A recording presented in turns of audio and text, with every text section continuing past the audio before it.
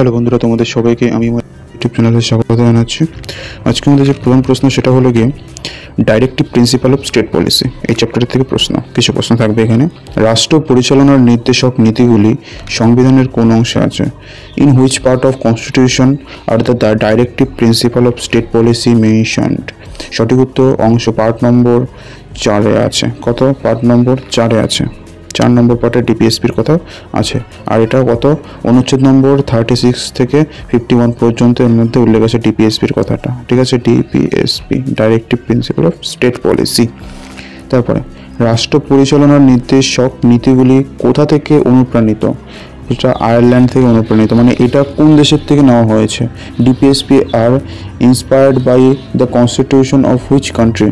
কোন কান্ট্রির কনস্টিটিউশন থেকে ইন্সপায়ার? এটা আয়ারল্যান্ডের কনস্টিটিউশন থেকে ইন্সপায়ার হয়েছে ডিপিএসপিটা। ঠিক আছে, অ্যাকচুয়ালি আইরিশ মডেল। ঠিক আছে, ডিপিএসপিগুলি কি ন্যায় বিচারযোগ্য? আর DPSP direct principal of state policy justiciable? না, ডিপিএসপি ন্যায় বিচারযোগ্য নয়। এগুলি আদালতে বলবৎ করা যায় না, তবে সরকার এগুলি অনুগ্রহণ করতে বাধ্য। ঠিক আছে, তারপরে ফান্ডামেন্টাল ডিউটিস। ঠিক আছে, মৌলিক যে কর্তব্য, ফান্ডামেন্টাল রাইট নয়। Which article contain the fundamental duty? মৌলিক কর্তব্য সংবিধানের কোন অনুচ্ছেদে আছে? আর্টিকেল নম্বর 51A। এটা অ্যাকচুয়ালি অ্যামেন্ডমেন্ট, দেখতে পাচ্ছ, এটা অ্যামেন্ডমেন্টের মাধ্যমে আনা হয়েছে 51A, তাই না?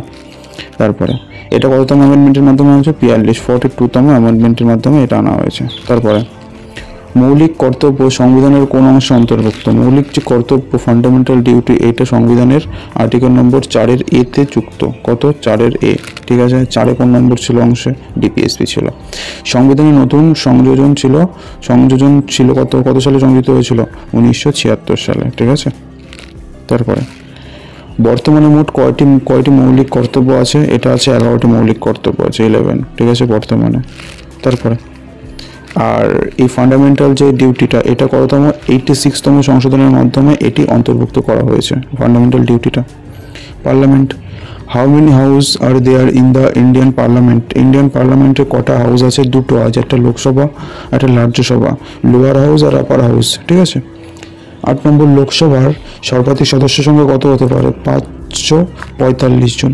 ঠিক আছে, তার মধ্যে 543 জন ইলেক্টেড হবে, 543 জন ইলেক্টেড হবে এবং 2 জন মনোনীত সদস্য। কার দ্বারা? রাষ্ট্রপতির দ্বারা।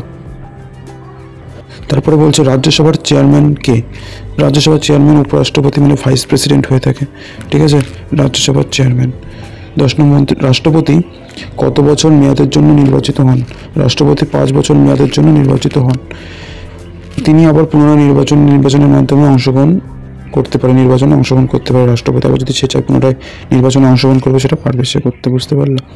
আজকের জন্য এটুকু। সবাই ভালো থাকবে, সুস্থ থাকবে। জয় হিন্দ, বন্দে মাতরম।